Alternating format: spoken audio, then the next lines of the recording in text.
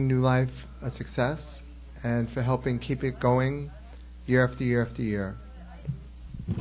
Now, this is my favorite panel, and that's why I choose this panel to moderate. Now, if everybody stops talking, then the people behind you can even listen. So, the reason it's my favorite panel is because most of my life I've been dedicating to teaching people how to feel good through yoga. And through yoga, one of the postulates is learning about proper eating, proper nutrition. And in the old days, we used to say, you are what you eat. Well, in the new days, we say, you are what you eat. So it doesn't take a genius to realize that what you put in your body affects you. Okay. And, you know, I mean, energy is number one, and oxygen is number two, and water is number three, and food is number four. So this discussion is on number four. A lot of the panelists have been here before. There's a little diversity, not as much diversity as we used to have, because Dr. Sorge hasn't been feeling very well. I think he had knee surgery. But we have James, so this is good. And so what we have, and we have another new panelist, Dr. Howard, who should be on the way up, unless he gets cold feet. But we have Viktorus Kulvinskas, the granddaddy of the living food, raw food movement. We have his granddaughter, Brenda Cobb, who's also a raw foodist. We have Debra Secunda, who is a niece. Also raw foodist. So this is a little like raw food corner over here. Now, Rowland Thomas is new to the panel, and Rowland is a naturopath. And Dr. Howard, sit over there, please. And Rowland is a naturopath. And, of course, a naturopathy diet is very important.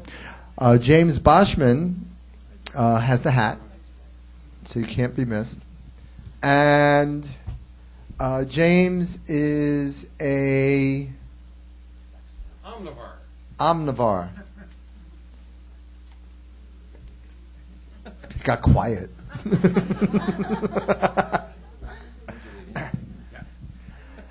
And another newcomer is Dr. Howard. Dr. Howard bases his whole practice on nutrition. So what I'm going to do is have everybody introduce themselves. And then I'm going to leave it up to the audience to pick their brains. You can pick either one brain at a time or a collective brain. And we'll start off with an old friend of mine, Viktorus Kulvinskas. Come on, there's no clapping.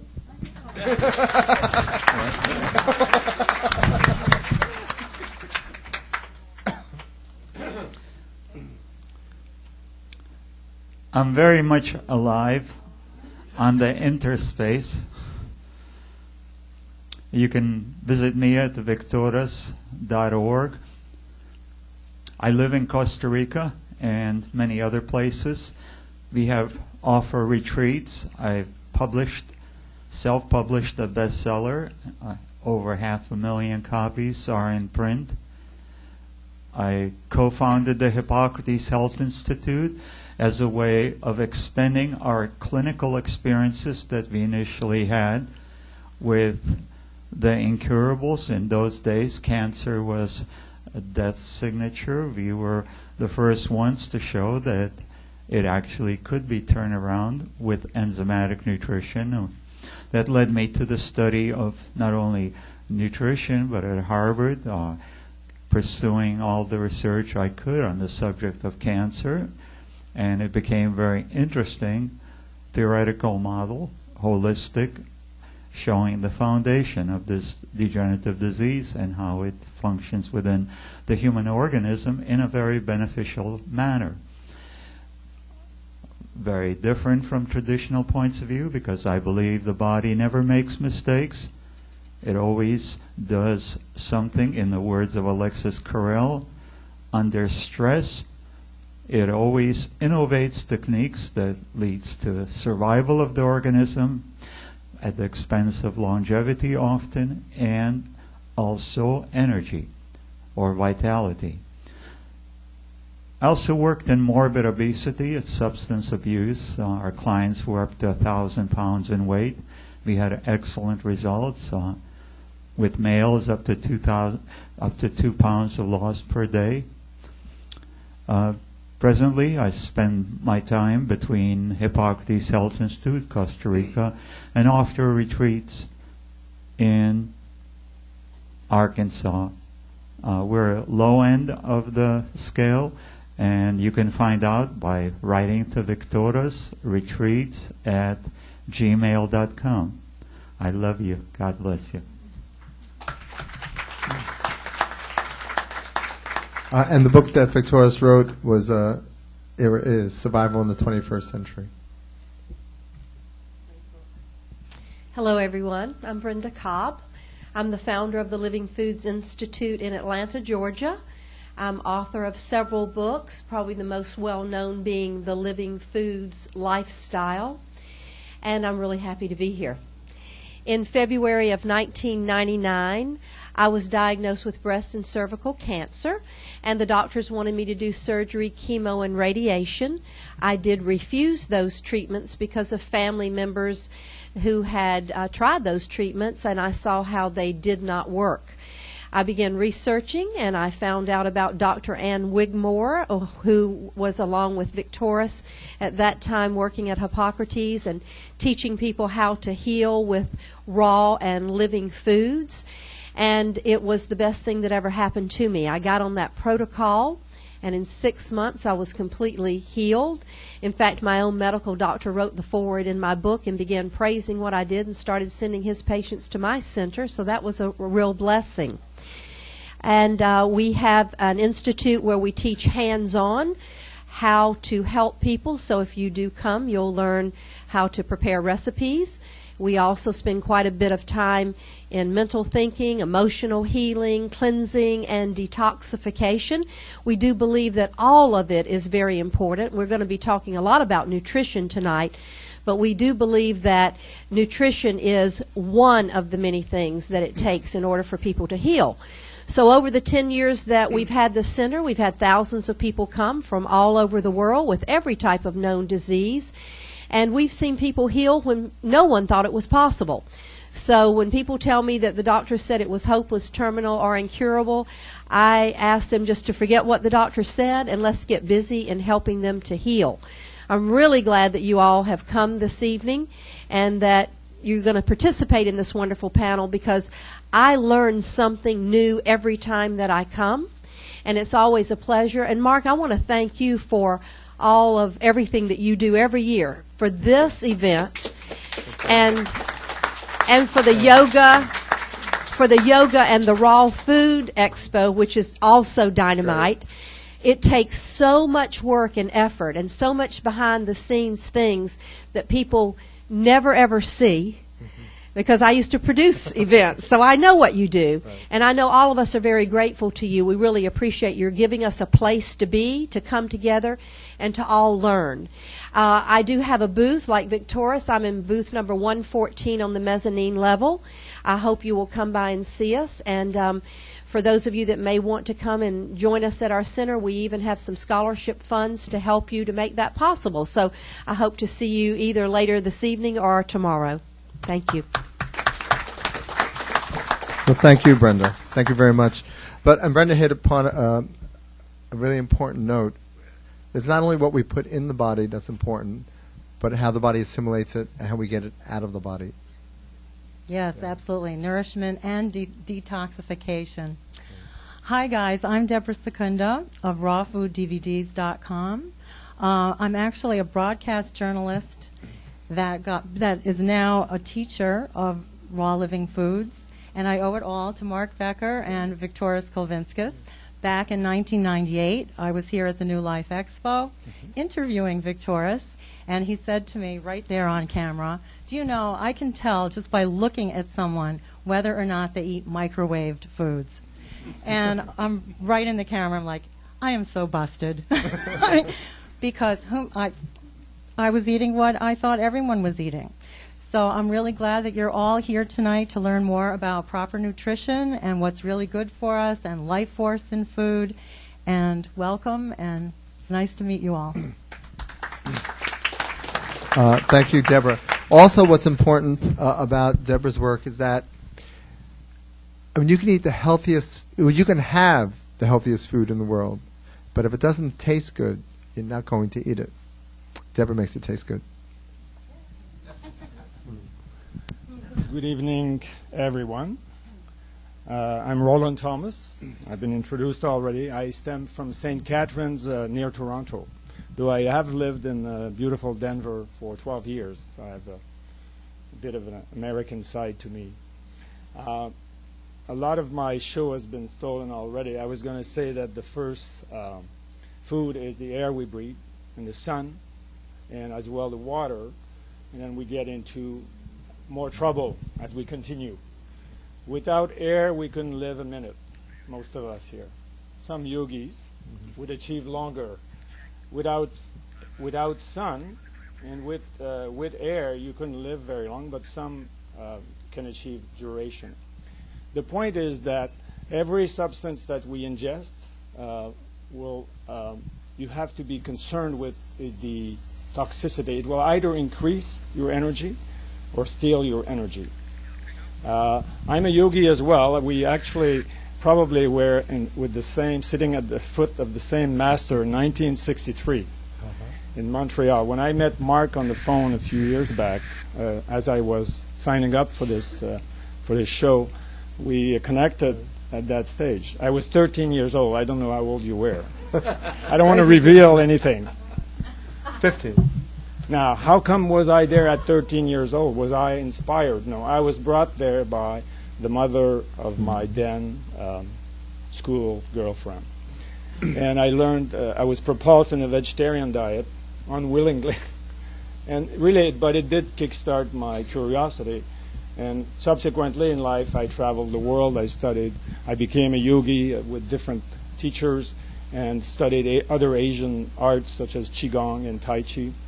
But also was always had a scientific side to me and studied conventional science regarding nutrition for a long time and pharmaceutical, and I fell for it like most of us, until with pain, with personal suffering, an attempt at changing, noticing that I was not having success. My journey is not cancer surviving, but I survived traumatic back pain problem and quasi-paralysis in terms that I couldn't lift my child when they were born. But I am completely healed of that, cured of that. My path was really changing my diet and the discovery of superfood, and that there are food on earth that you can pick, select, and I'm a great advocate of raw food, by the way, that have great nutrition potential and less residue potential. So it's about choosing wisely a variety of food. And ultimately, my specialty, my discovery, my focus has become brain food. It's all about feeding the brain, particularly as we age. We want to have less and less focus on stuffing ourselves, right? We know what we're talking about. We want to become refined at choosing, yet still enjoy foods. I have written one book. I've got about 25,000 distributed, and I welcome you to have a free copy if you come at our booth, 119. And my website is bioage.com. Bio as in living organism, and the age of living organism, bioage. And my email is roland@bioage.com. Thank you very much.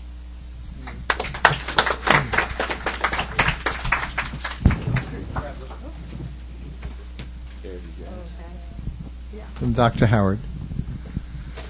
Well, I'm not quite as eloquent as these guys, but simply stated, I come from a little different background. I started working in medicine when I was 14 years old, and thought that's the way it was. I will say, after people hear me speak, frequently they think I'm anti-medicine. I'm not.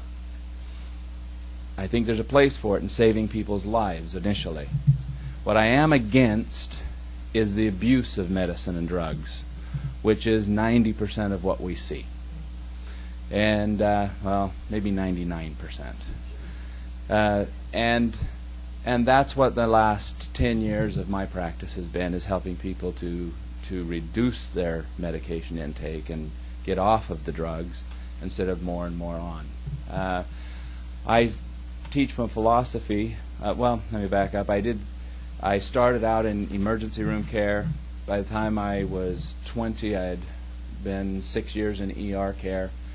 I became a chiropractor, and then I studied medicine in Russia, in St. Petersburg, Russia, for 4 years. I was Dean of Foreign Student Affairs at Pavlov Medical University. At that point in time is where I really started to see the reality of things, that we're in trouble. And if we don't start to take our health in our own hands, then we really have problems. I started practicing from a standpoint of a triangle of health, being nutritional and chemical. You can't separate. Nutrition is nothing more than chemistry. You have good chemistry and you have bad chemistry. Some of the foods we eat are bad chemistry. Most drugs are bad chemistry. Good chemistry is nutrition. And you have the physical aspect, and then you have the mind, the spiritual. I prefer to call it the spiritual aspect, but you can put mind, spirit, any side of that, the psyche, any portion you want. It takes all three of those in balance to have health, and that's why it's always fun to be like on a panel with people like this, because I don't know everything about all of them. So that's one difference between me and most medical doctors. I don't know everything. I'm not deity. I realize that. Not even close. No. So I'm excited to be here. This is a great opportunity to be here and work with so many people who are willing and ready to learn, who want to know, and I get to learn from. So thank you. James Boshman. James Boshman, affectionately known as the Flax Man. Started Randolph and James Flax Mills 20 years ago. First came to this show about, 18 years ago? Been coming twice a year ever since, and sometimes 3 times a year. My background is that the last 200,000 generations of my forebearers were omnivores. We ate what there was. Today it could be eggs, it could be grasses, it could be berries, it could be roots, it could be snakes, it could be meat, it could be ducks, it could be pigs, it could be corn, it could be a lot of things. And they were fortunate enough in those 200,000 generations to live long enough to breed, to live long enough to breed, to live long enough to breed, that here we are as the result of being omnivores for 200,000 generations. And our bodies developed and adapted. So in my 30 years of studies, I've found out that there are 8 essential amino acids, 13 essential vitamins, 22 essential minerals, 2 essential fatty acids, several thousand enzymes, light, water, and air, and if we get them from our food, non-fractionated, is in whole food, we get along pretty well and live to 80, 90, 100, 110 without being sick. But the minute we decide that God didn't know what he was doing and that we shouldn't eat corn, we should instead have corn syrup, corn starch, and corn sugar, and that we shouldn't eat apples, we should concentrate the sugar and the juice and throw away the nutrition and drink that and think we're doing something. Anytime we fractionate a food, it's going anti the last 200,000 generations of what we ate. My personal story, tomorrow night at 6, I'm speaking. It's, about my 15th job on here? I love it, Mark. Thank you.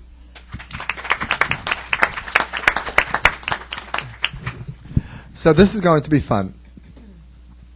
So, again, we can open it up to one person in particular or to the panel. First question? Okay, so we'll see everybody tomorrow. Michael Jazz. Dr. Howard. Howard.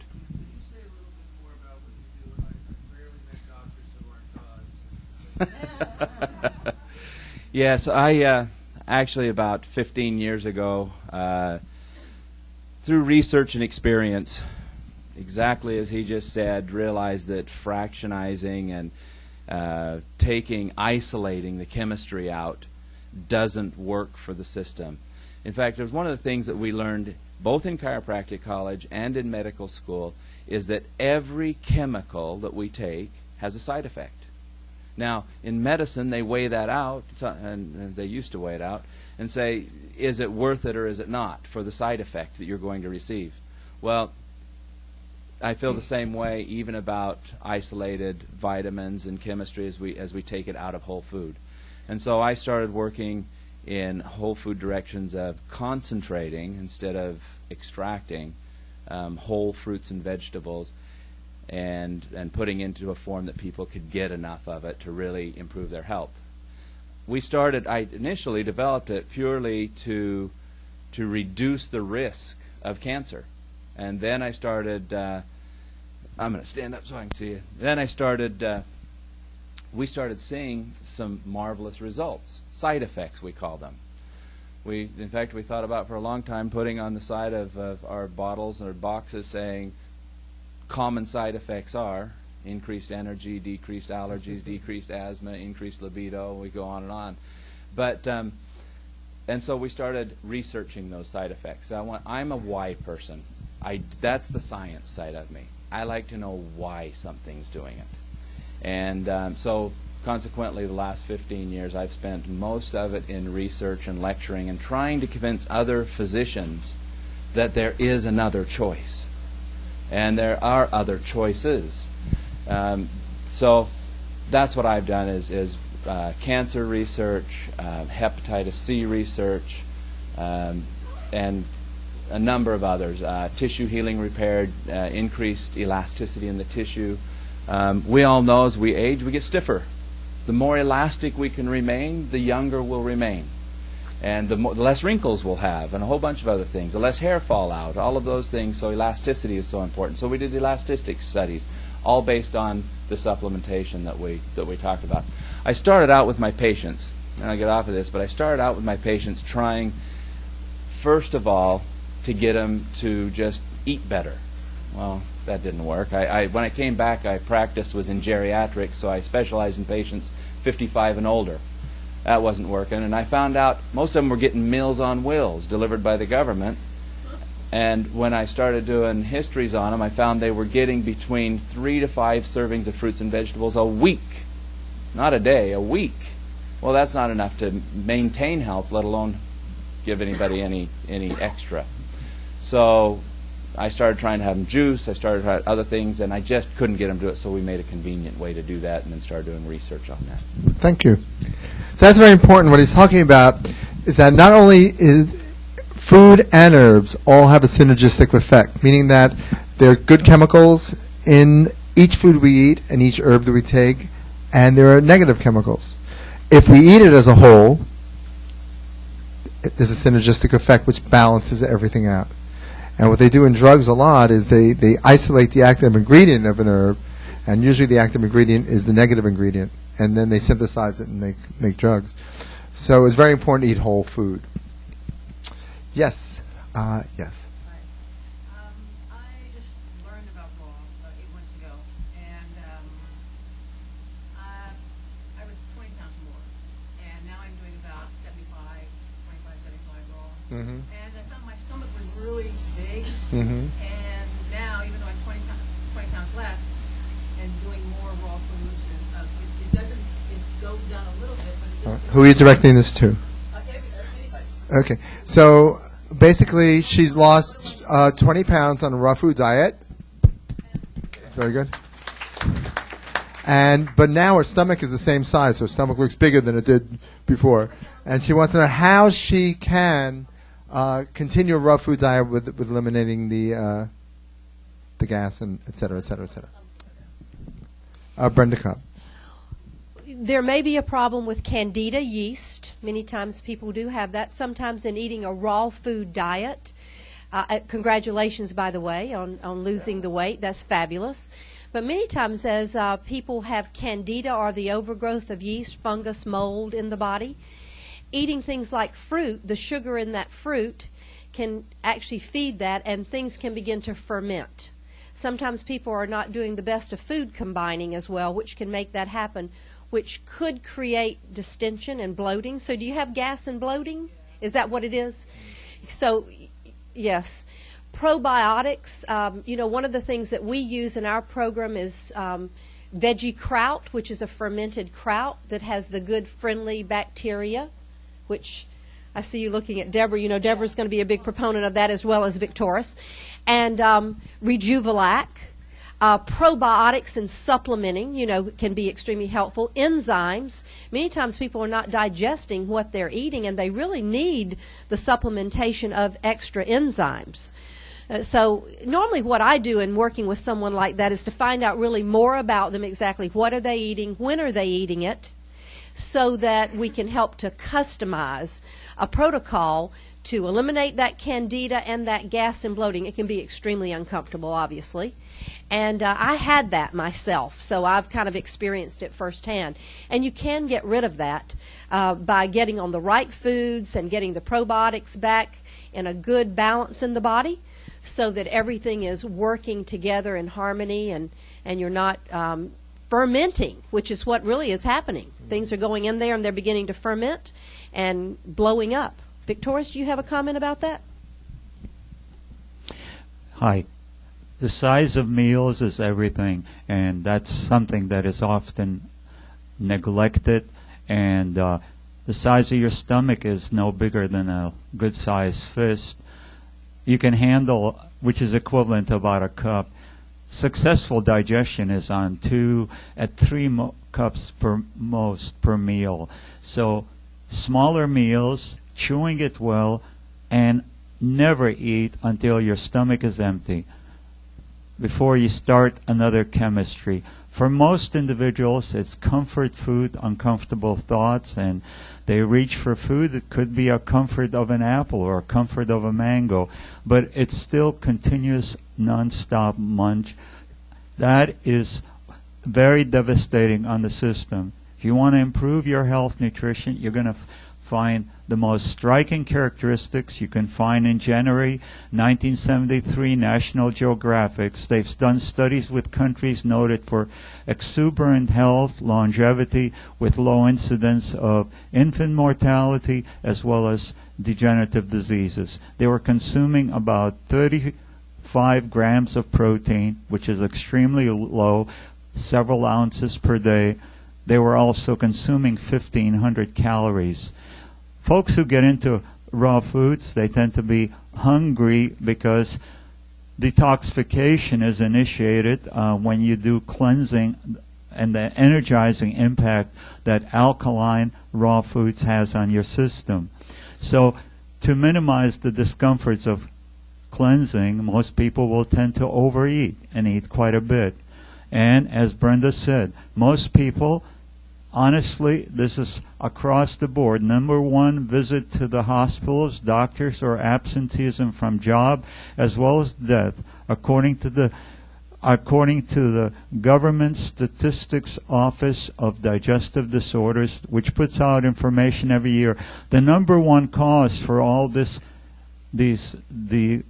undesirable side effects of living is digestive disorders, enzyme exhaustion. If you look at animals that live in the wild, whether you look at especially mammalians, you'll find that if you examine the tissue of a child or an infant of that species, and you look at father, grandfather, grandmother, great-grandmother, they will have the same enzymatic composition. There is no sign of enzymatic depletion that takes place when they live on raw enzymatic alkaline nutrition, and that includes the carnivorous-oriented animals. With humans, by the time they hit mid-age, they lost over 95% of their amylase, start-splitting enzymes. By the time they hit 70, they've lost about 85% of their proteolytic enzymes. That's why their skin looks so translucent. They can't put on muscle mass because they're not digesting the proteins. It's all the fact that when you're eating cooked foods, every time you eat a meal of cooked food, immediately, they call it in medical terms post-meal leukocytosis. The white blood cells go way up 300 to 500%, indicating that your body is in a state of inflammatory condition induced by the presence of pathogenic compounds, namely the indigested food fragments that are created by the disorganization of the food by fire.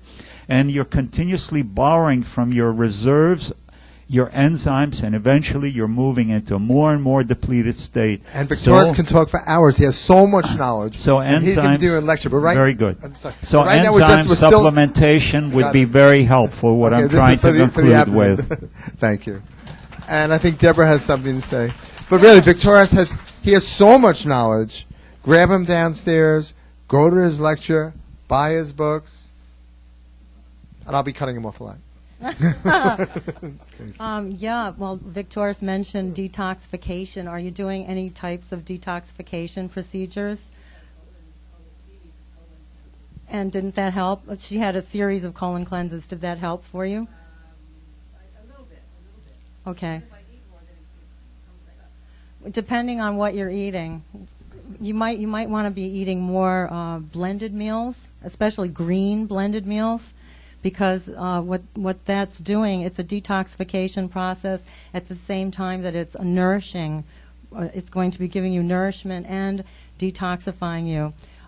As it goes through the colon, it's actually scraping the colon walls and allowing you to absorb the nutrients better.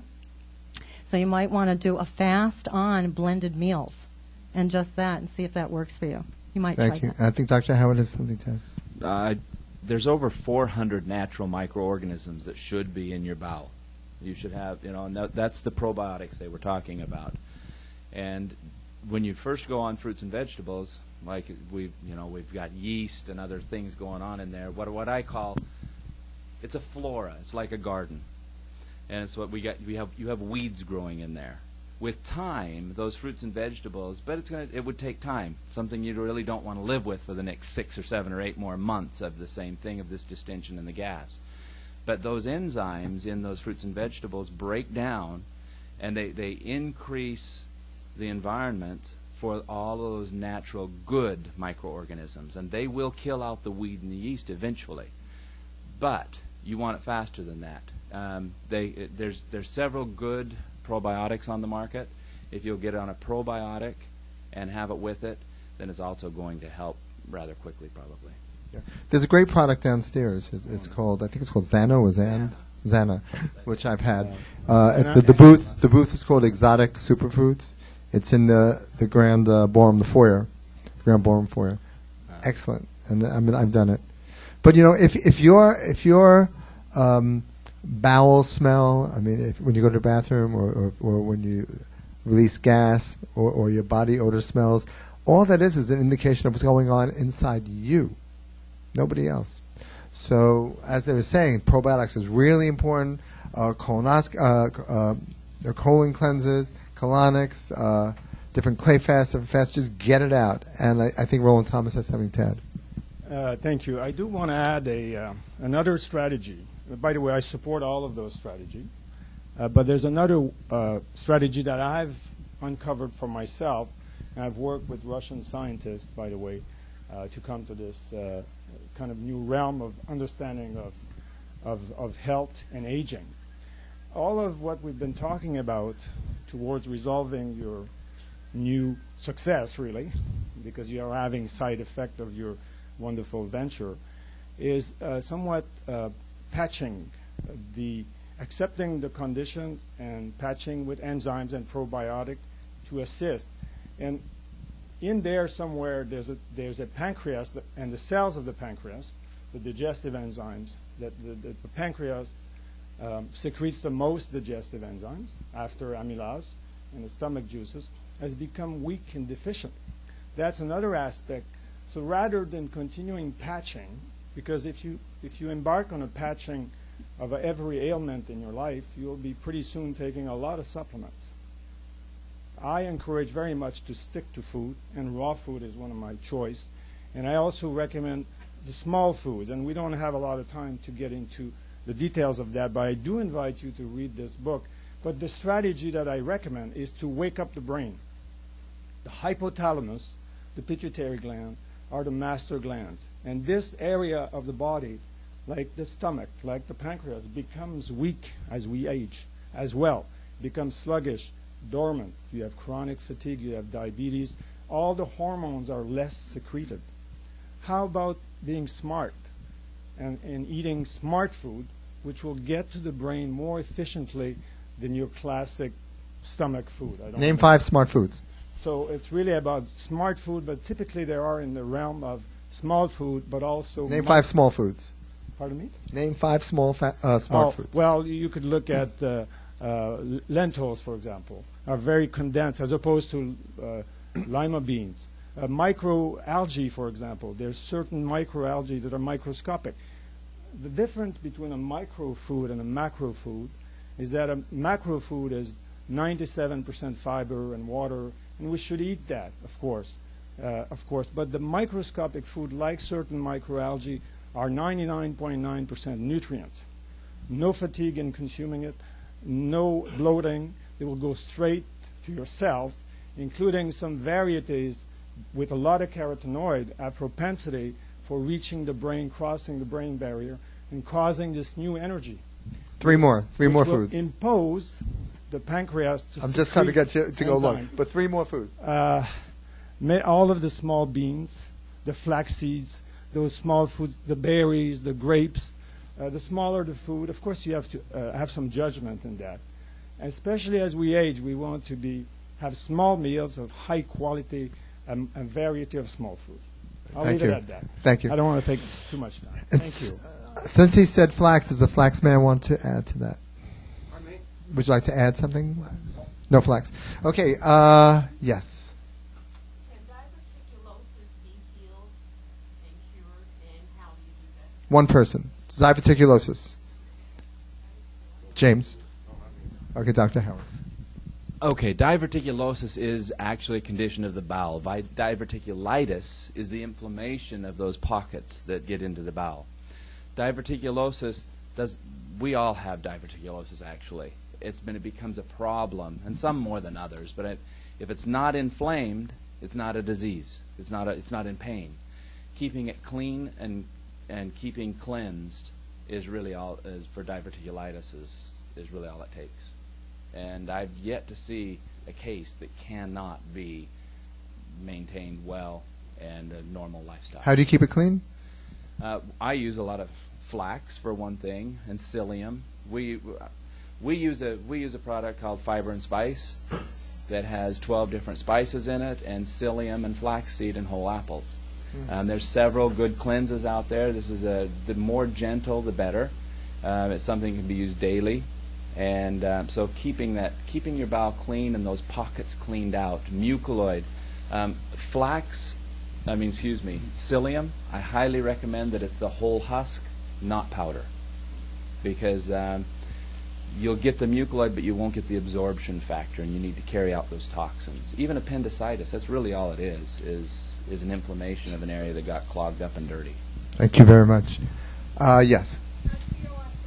Osteoarthritis. Who wants to go for it? Can I just add one to the last one? Should we let him? Should Go ahead.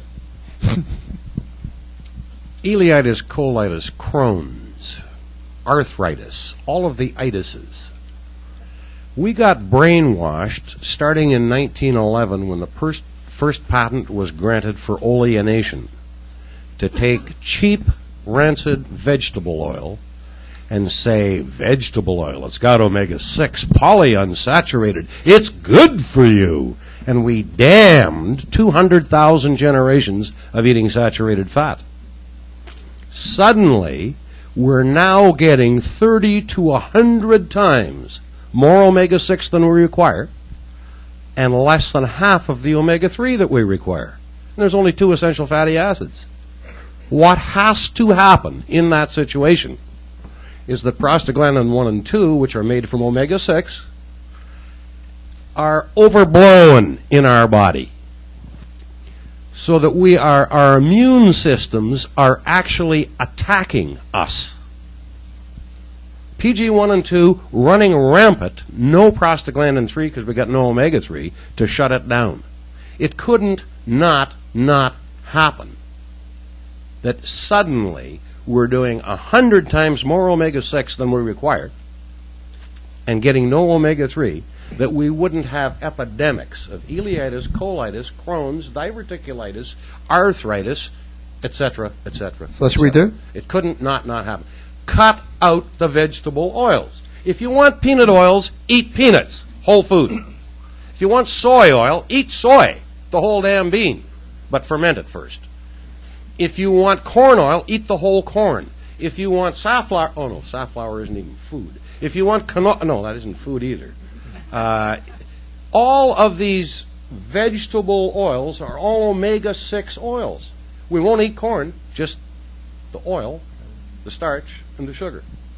Thank you very much. I just want to add to the oil story. It makes excellent embalming fluid medium, which was used by the Egyptians in conjunction with salt and spices.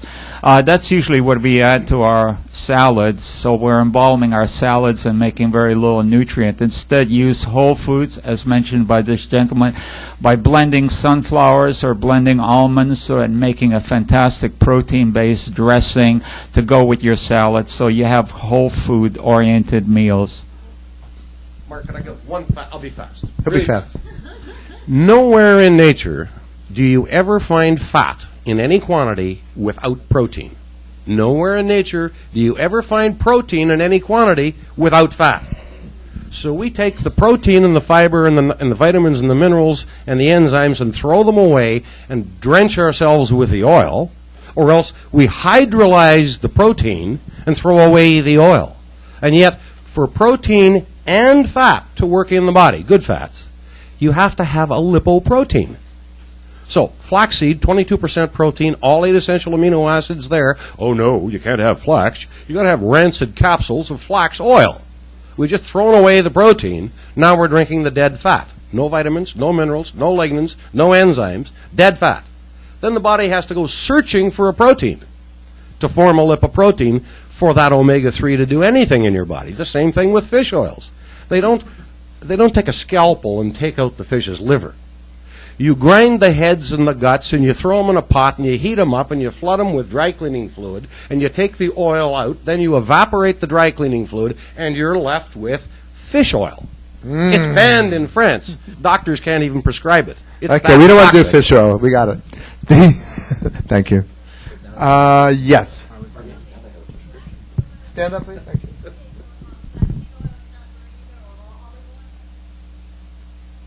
Flaxseed oil is no good, or olive oil is not good. Pardon me? Flaxseed oil, olive oil. Anybody want to talk about olive oil? Well, olive oil has been around for thousands and thousands of years. I prefer eating olives or putting them in a blender. Blending makes a fantastic sauce. Well, flaxseed oil. They say most oils are, by the time you get it, are rancid.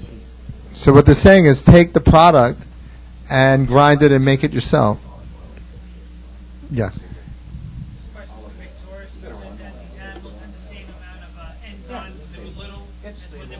Wait, please, James. Say it again. Viktorus said these animals had the same amount of enzymes when they were young as when they were old. What test did they use to figure that out?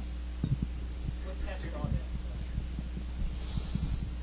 are there? You'd have to ask Dr. Howell. All I did was quote the results that they've had with studies, but primarily establishing proteolytic enzyme levels in the tissue cultures and that was the foundation for it. Basically, the enzyme deterioration takes place more rapidly on an enzymeless diet, and that's what civilized humans have continued to live on.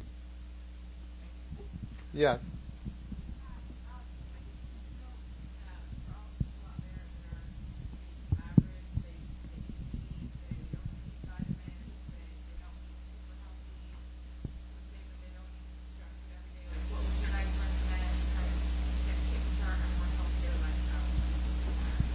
Can I take that one? Yes. So for an unconscious person that wants to become more conscious, what do they do? I wanted to take it because I wanted to respond with a different slant on the osteoarthritis or any arthritis. But you were going to answer the question. This lady was waiting for the answer, but that will address. I will address this question in the same with the same line. My recommendation first, when I meet any client that has any kind of a digestive issue or arthritic issue, is first to stop overeating. It's the greatest killer in America. Whether it be meat or vegetables, a lot of vegetarians are sick and obese. First is to reduce the food intake, breaking down in small meals per day. Lots of water. Water should become the beverage of choice. Water should be the beverage of choice above all. To introduce much green leafy in your diet. I'm not saying not to eat meat. I eat some meat. I was 12 years a vegetarian, and I didn't suffer from that, but I do eat some meat, and I enjoy it very much. But I emphasize 80% of my diet is leafy greens. One example would be beet greens or the green of carrot as opposed to the carrot themselves. They're much more nutritive. You want to increase the life of your pancreas so that your pH in your body will gradually turn around. Inflammation, acidity. Most people, as we reach midlife, suffer from acidosis, which is a chronic presence of debris which becomes oily and fibrous within our cells and outside of our cells. It's a setup for fungus, for candida, for parasite. It's food. It's a swampy environment. It leads also to, just like a battery, a green rusty battery is not alkaline anymore. So think about that. These food will turn your pH around, and the inflammation metabolism will reduce. Then healing will take place. Blood flow and mineral metabolism and regeneration power will return. It's a concerted effort. That applies for you. Stop overeating. Eat a variety of lots of greens and fruits. Exercise every day, 20 minutes. Don't wait for the weekend. Exercise is food. Yoga is food.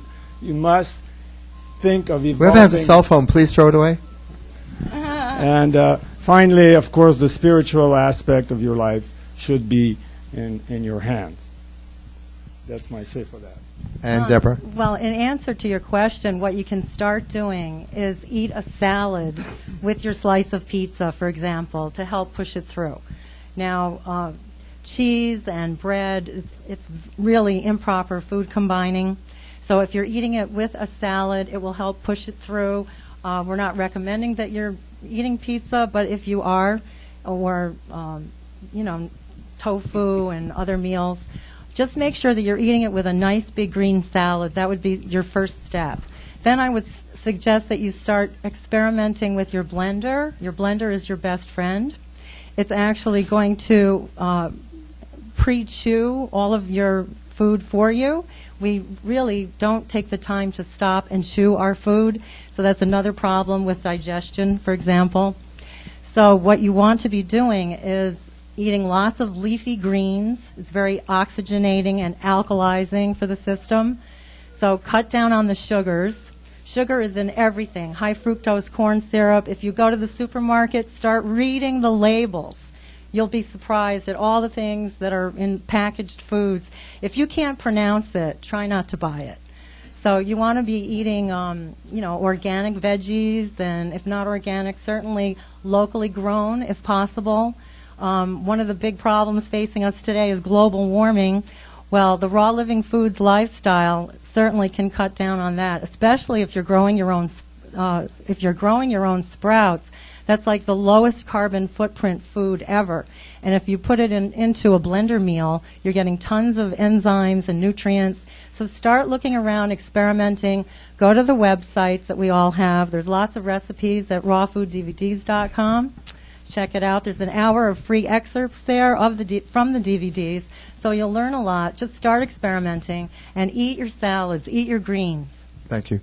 So put as much of the good foods into your body and start eating less of the bad foods. Yes. They've hit some great do's. I'm going to hit a couple of don'ts.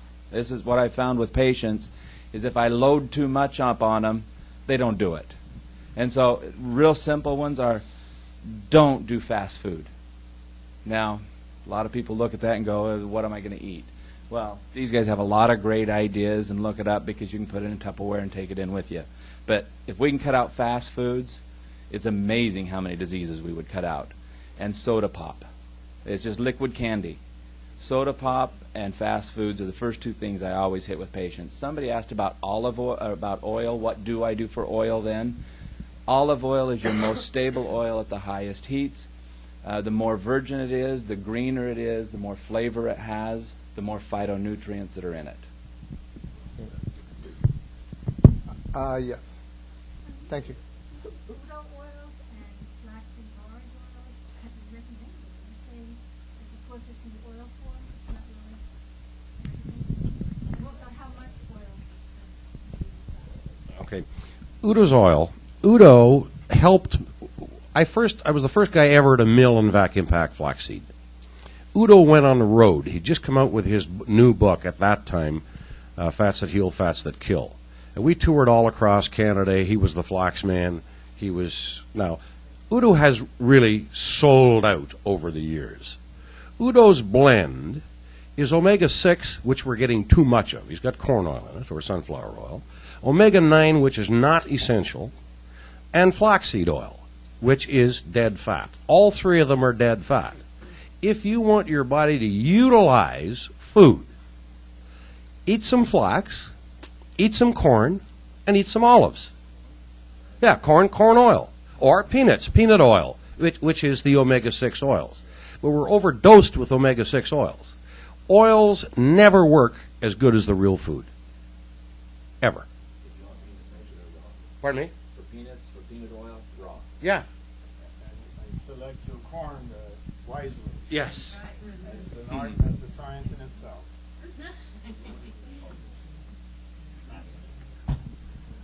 Yes.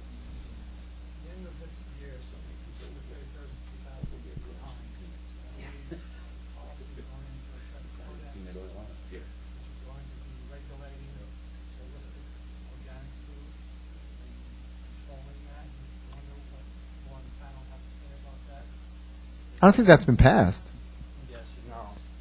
No. It's happened every year. What? Every year it flares up. It's Nasty Ed Codex.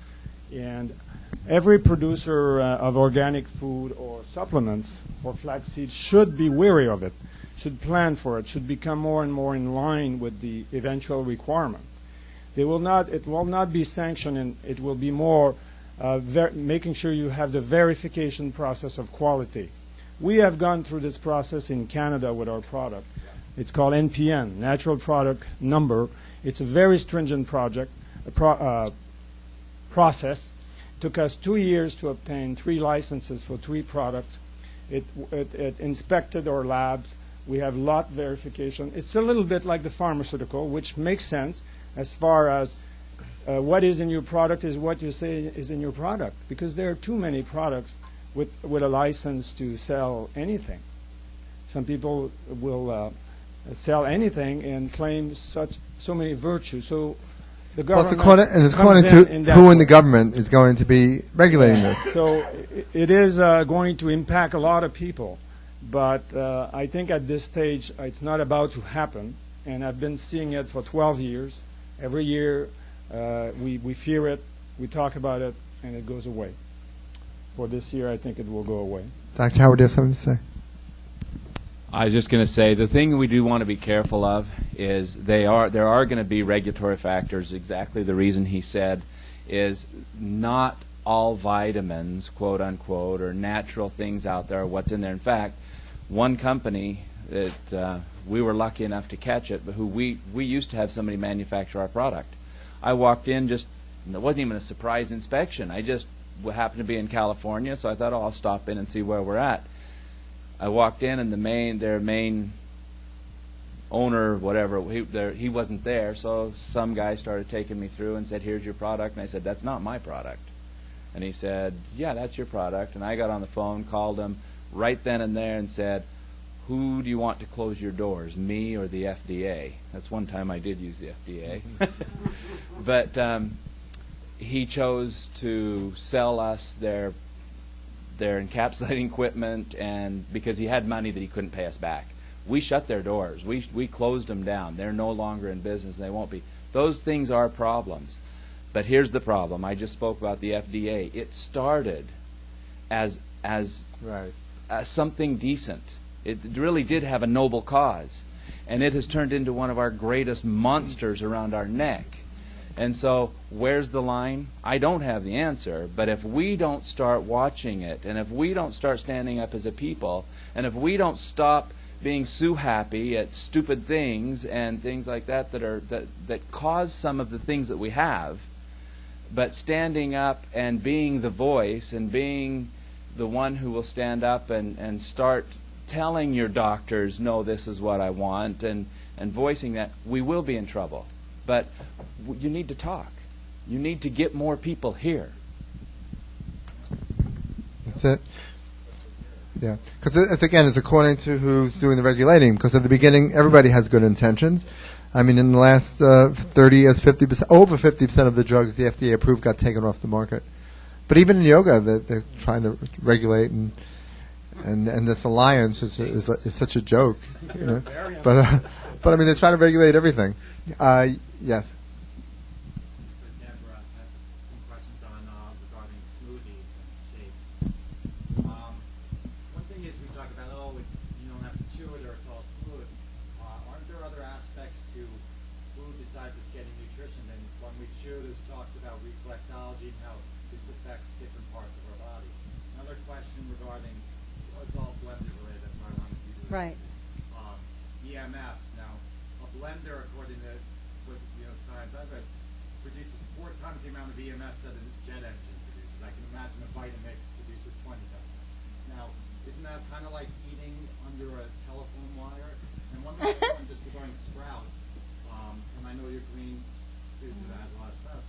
Donna Perona was talking about, how when she sees people for colonics when they have sprouts, and Steve Meyerowitz, when I talked to him, he said he doesn't recommend bean sprouts as much, in smaller doses, that they make them gassy, and that would indicate that it's not digesting well. Okay, that's a lot. Okay, when you're sprouting, what you're doing is the seed, you're starting the process of germination, and you're releasing the enzyme inhibitors. That's what makes people bloaty and gassy, is that it has enzyme inhibitors.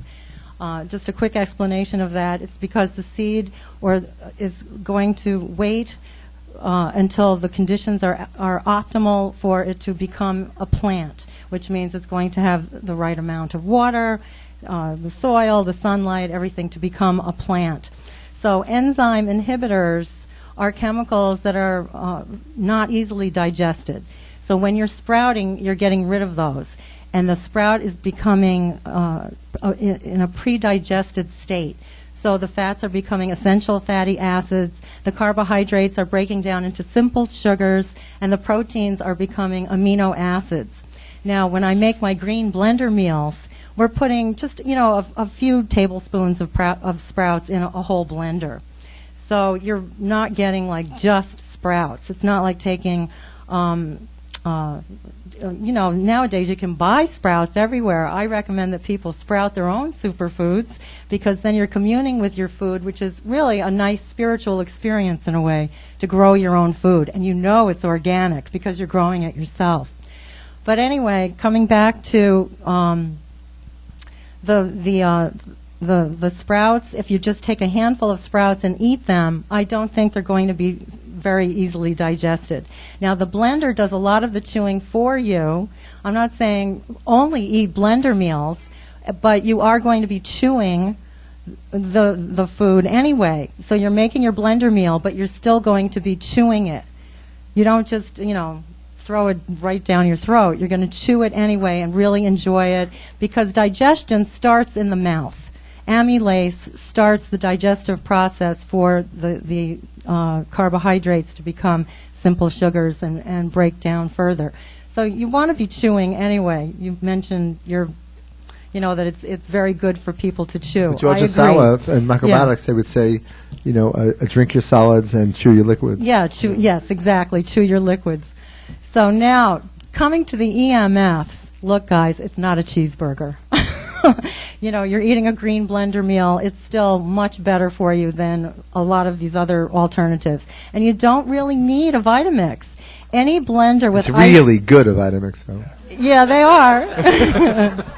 And they're expensive. Any blender with ice crush capacity is just fine. You take some spinach, some carrots, some celery, some sprouts, a tomato, some avocado, throw it in a blender, turn it on, and enjoy it. And you'll see. I mean, can I just tell you a quick story? My webmasters are party people.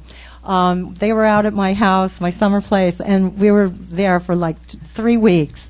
And they would work all day and party. I mean, he'd throw down the beers and she'd hit the wine.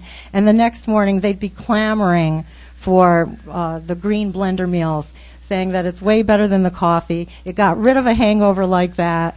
And, and I make it delicious. The recipe can be delicious. It is there delicious. Anything else you wanted to ask? No, we have to have more people. Okay. All right. So I hope I answered your question. But I do. Upstairs, I have my Vitamix. When I travel, I go in my Vitamix. Can I add a little bit to that? Mark? Can I add just a bit to that? Okay. As you eat those lovely raw food, you are increasing your resilience tremendously. So the benefit that you get are proven, are demonstrated, and so many people turning their health around. It's a no-brainer that there's more benefits than the potential arm of the EMS. Another thing you can do, just to add on to superfood, you can actually blend rice or lentils or mung beans in a Vitamix and get the benefits of raw foods with these kinds of seeds, which you can't get any other way other than by cooking. So that's one benefit of the Vitamix amongst many others. Maybe I can add one thing. At Chernobyl, I worked with a doctor that worked after the disaster of Chernobyl. And what has been shown today, after 30 or 40 years later, is that those people eating the old recipe of cabbage soup and broccoli, the older folks that were young, that had learned to eat the soup from mother, as opposed to those that are eating hamburgers and Coca-Cola, are more healthy than the young generation, even though there is still radiation in the soils, in these food. The vegetables, the raw vegetables, the lovely vegetables, bring you more force to defend yourself. We are very resilient, is what I want to leave it with. Yes.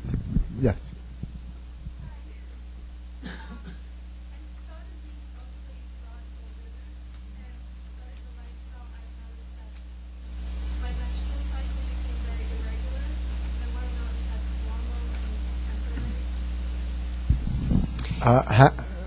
Everyone hear that? No. She wants to know that since she's become raw, her menstrual cycle has been irregular, and she'd like to know what she can do about that. I was one of the first to write on that subject, and I pursued it also from anthropological as well as also from medical point of view. And actually, the healthier you are, the larger volume of your endometrium is reabsorbed. So when you become very healthy, all of your endometrium is reabsorbed. You don't have any hemorrhaging associated with your fertility cycles. We did a study with about 60 women, and most of them, all of them were raw foodists, and none of them menstruated. And we tested, they tested themselves both for basal temperature and also mucodischarge, which would be indicative of fertility. They were all fertile. Matter of fact, one of the physicians who participated in that experiment got pregnant during that study, which lasted about a year.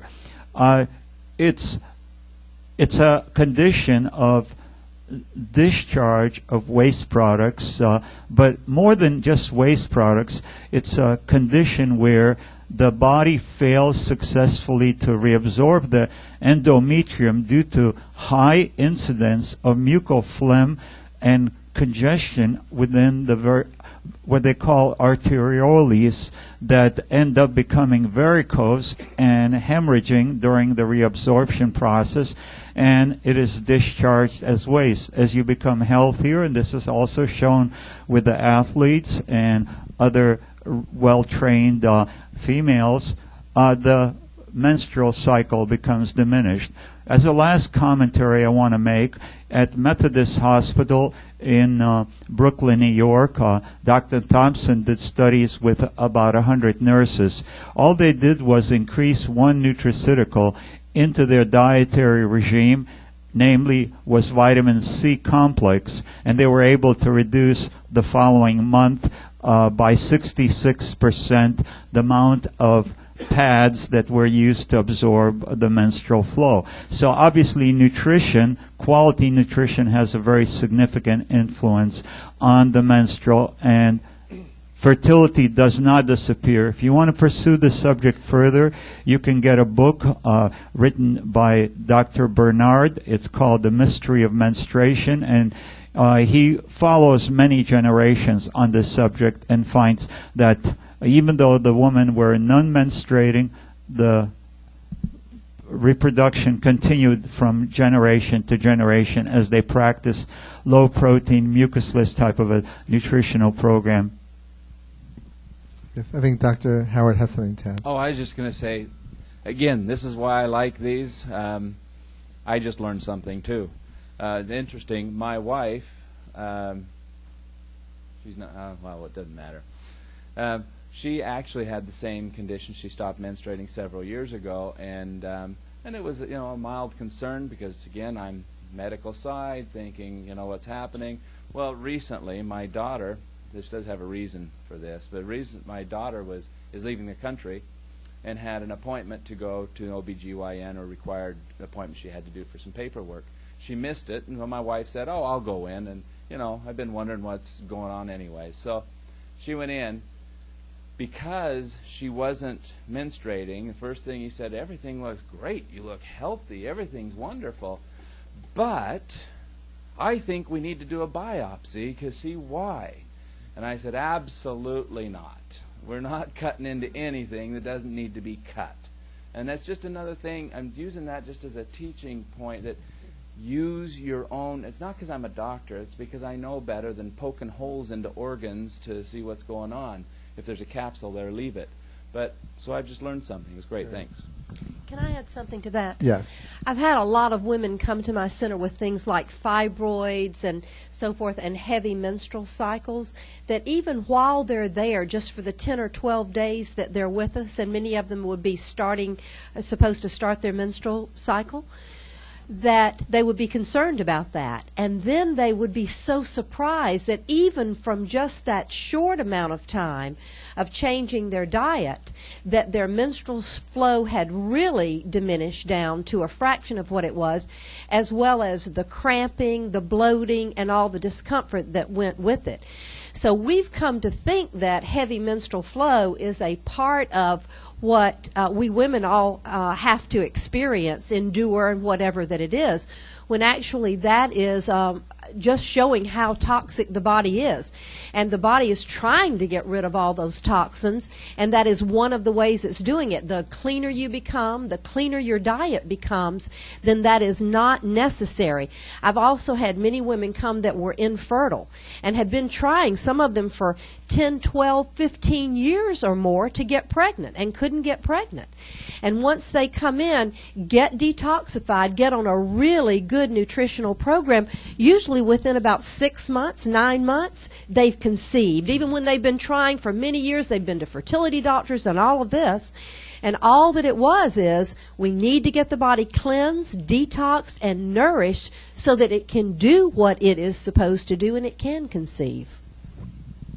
Yes.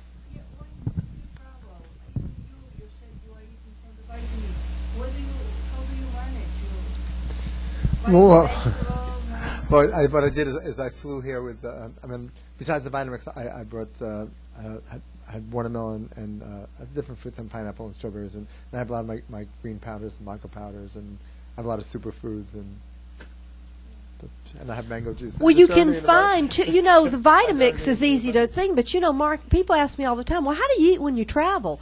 Well, you know, organic vegetables and fruits are very available now. At one time, maybe you had to go and really search for a specialty place like a health food store. But mainstream grocery stores offer these now, and they're very easy to get. And by having that Vitamix right there, it makes it quick and it makes it easy. I don't leave the hotel, so I need to bring everything. Yeah.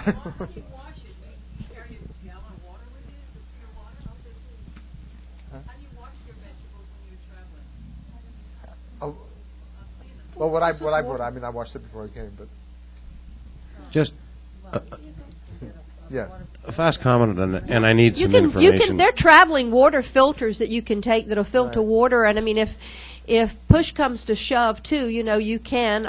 Bottled water is not my favorite, but when I'm traveling, I've got to, you know, I need to have that, and so some bottled water, you know, very easy to get, and Also, you can just wash it off with that. And they have in Whole Foods and Trader Joe's. They have the washes. You can buy a wash, and a veggie wash. And dehydrated nuts also are wonderful to travel with. I mean, when I went to India, obviously I was not 100% raw when I was in India. But I brought lots of nuts with me, and soaked and sprouted nuts are fantastic. Your sprouts, flax crackers, bring all of that with you and get a nice big green salad, and you've got a complete meal right there. Yeah, something? No, this is good. Yes.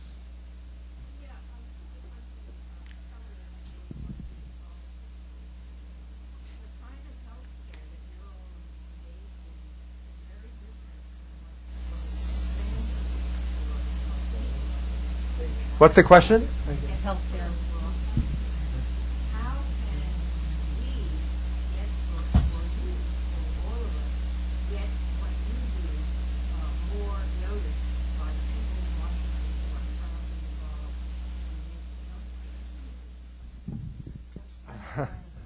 Okay. So she's asking how the panel can help improve the healthcare system, and that's a big thing. I mean, unfortunately, Obama is not doing that. I mean, everything they're doing now with healthcare has nothing to do with preventive medicine, nothing to do with alternative medicine or holistic health or nutrition. It's basically, I mean, the good part of it is trying to lower insurance, but it's not making us any healthier. Yes. Our problem is the silent majority. You know, you've got a panel of a few people here, and you know what? Yeah, they'll hear us as soon as they hear enough voice to allow us to speak. But it's the silent majority. You guys need to really talk to your family, talk to your friends. You need to put it out there, or doctors don't even know that you want it. You know how many patients or how many people I work with that I say, when they're feeling better, I say, and did you tell them what you did to change it? And they go, no. It's never going to happen. If you don't speak up, it won't happen. There is an event happening in Washington that I've been invited to speak at, and it's going to be the second weekend in November. And we're going to be talking about things like veganism and how veganism can help even in global climate issues, and how we can feed the planet. Because there is an abundance of food, there's no reason that people should be starving on the planet. We're going to be talking about that. There are going to be politicians there. There's going to be some powers that be in Washington at that event. What is the event? And what I want you to do is if you'll email me and let me send all of you who are interested the exact location, Right now, it's planning to be at the Hyatt in Washington, D.C. Send me an email, Brenda@livingfoodsinstitute.com.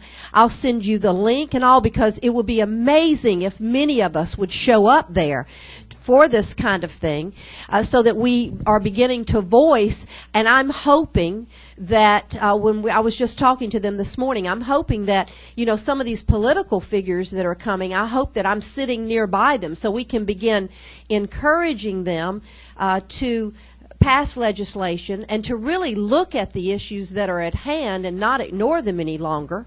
And so that it's exciting. And some of you are familiar maybe with Supreme Master TV, right? Okay, so Supreme Master TV is going to be there, and they're going to be videoing that entire event. And it's going to, and I'm so sorry that I cannot remember the exact name of what they're calling it, because they just invited me last week to come up and speak. And I think they would love to hear from many of us that would come and support that effort. It's going to be the second Sunday in November in Washington. And it is a free event, by the way. And they're going to be serving a wonderful vegan meal at the end. Everything is free. So by doing that, they're opening up to all of us in the public. So if we want to get there, we can get there. Brenda@livingfoodsinstitute.com. I'll send you the link, their website, the phone numbers, how you can register for the event. I hope to see all of you there. Yeah. But like Dr. Howard said, I mean, you have to become more involved. You can't be the silent majority. And New York is probably, I think the healthiest city in the country. And we have like 4 of the largest Whole Foods in the whole country is right here in Manhattan. I mean, you can go 11 o'clock at night. I mean, I've done it. I've called friends in California, so you can't believe this. It's 11 o'clock at night. There's 39 registers completely filled up, and there's 9 lines, 11 deep. 11 o'clock at night.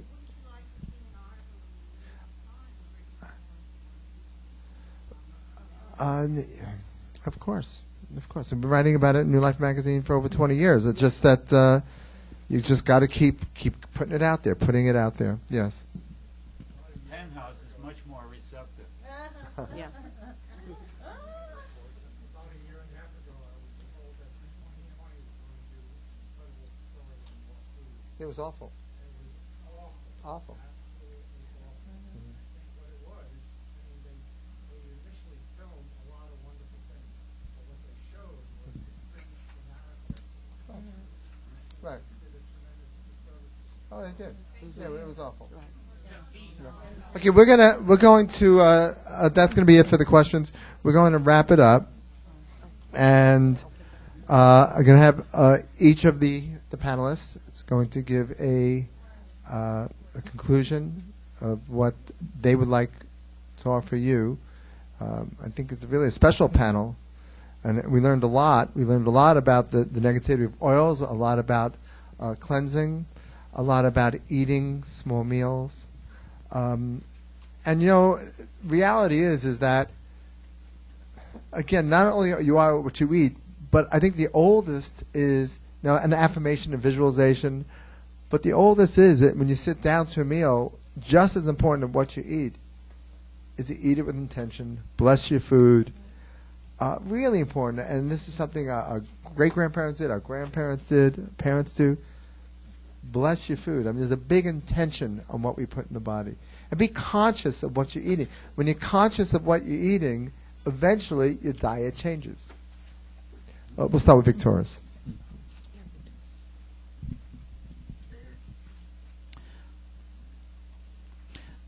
Simplicity is the ultimate way to go, and it's not easy to get there because it's too simple. And just work with the basics, things that are in nature. Nature provides whole foods. Try to minimize the preparation. Eat only when hungry instead of when bored.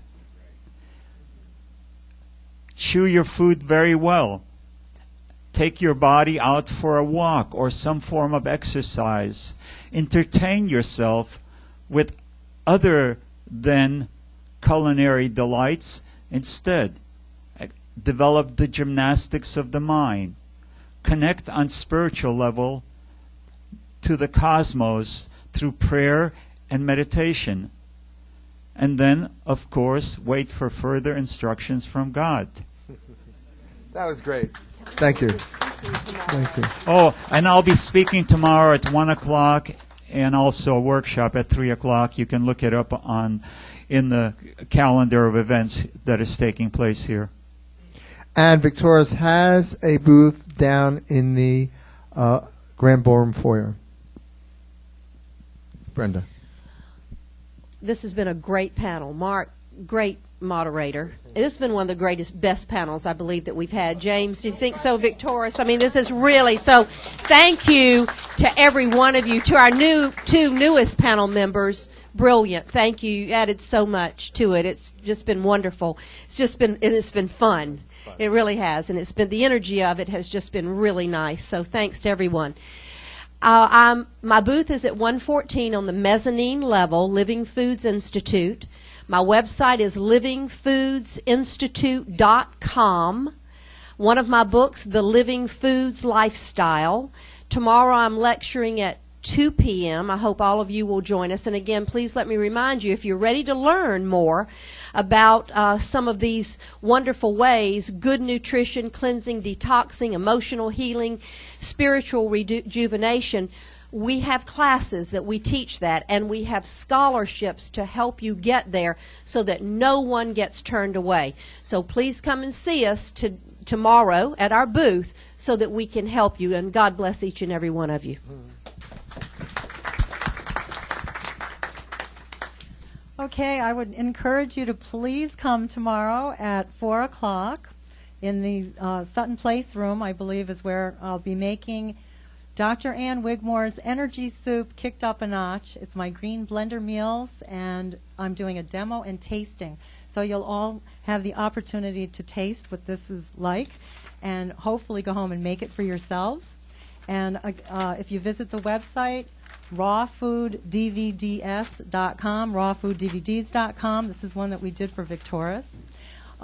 We have several of them available, and we'll have them tomorrow. They're all on sale as an expo special.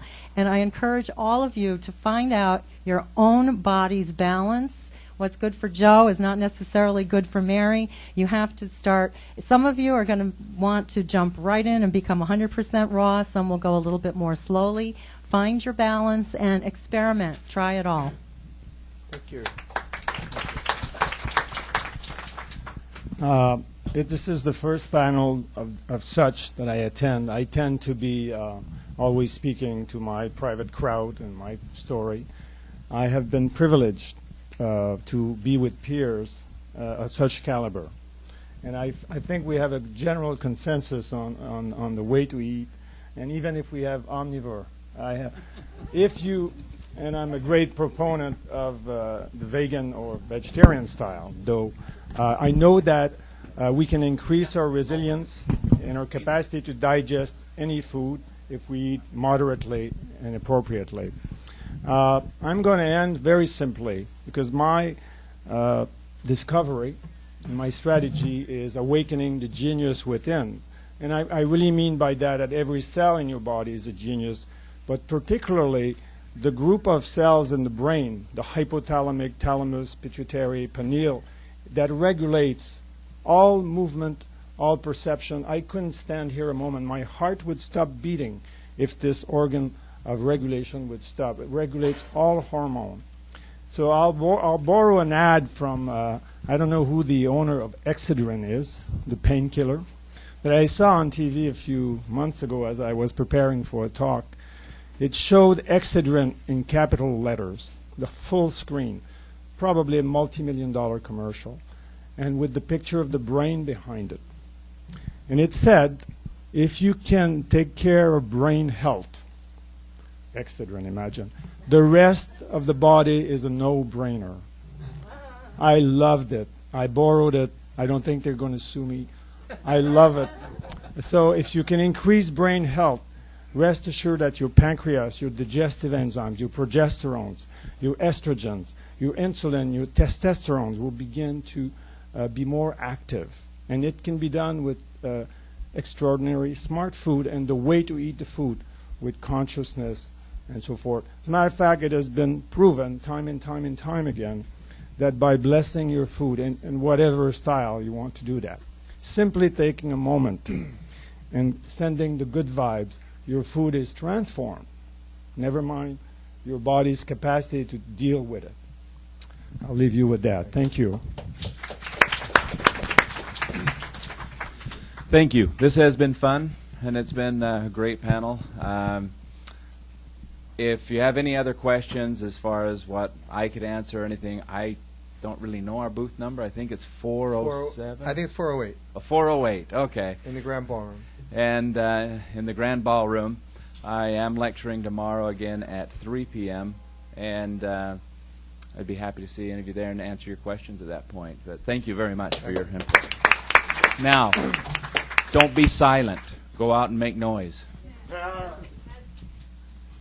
I encourage you all to attend all of the lectures that are coming tomorrow. They're all worthwhile. And then at 6 o'clock, when you've done theirs, come on to mine. Okay, so tomorrow at 6 o'clock. At 6 o'clock. We start off 11 o'clock is Rowland Thomas, 1 o'clock is Viktorus Kulvinskas, 2 o'clock is Brenda Cobb, 3 o'clock is Dr. Howard, 4 o'clock is Debra Secunda, and 6 o'clock is James Boshman. James Boshman's booth, the Flax booth, is right on the mezzanine, right after you come out of the elevators. If you like to, you can download this panel at QUEST.TV or NEWLIFEexpo.com. You can get a CD on the 4th floor of the panel. And did I cut you off? Yes. And I cut James off, so he's going to finish. Last 30 seconds. You can only get fat by eating starch and sugar. Nothing else will make you fat. When you crave sugar, it's your reptilian brain looking for vitamins and minerals.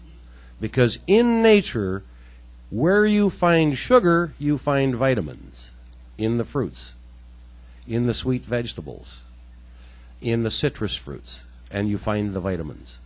So instead of having that jelly donut, have an orange. You won't get fat. It's a complex sugar. Eat the juice, you'll get fat. That's simple sugar. Eat the whole carbohydrate. You won't get fat. Eat the refined carbohydrate, you will get fat. And you can't get fat from eating fat. Thank you. Thank you, everybody. Enjoy the rest of the show. I think we have another hour. See everybody tomorrow. Come to the Strange Universe panel tomorrow at 11. I talked about him. I think he talked about him. Absolutely. Thanks, kids. That's Good fun. Brenda. James, thank you. Mark,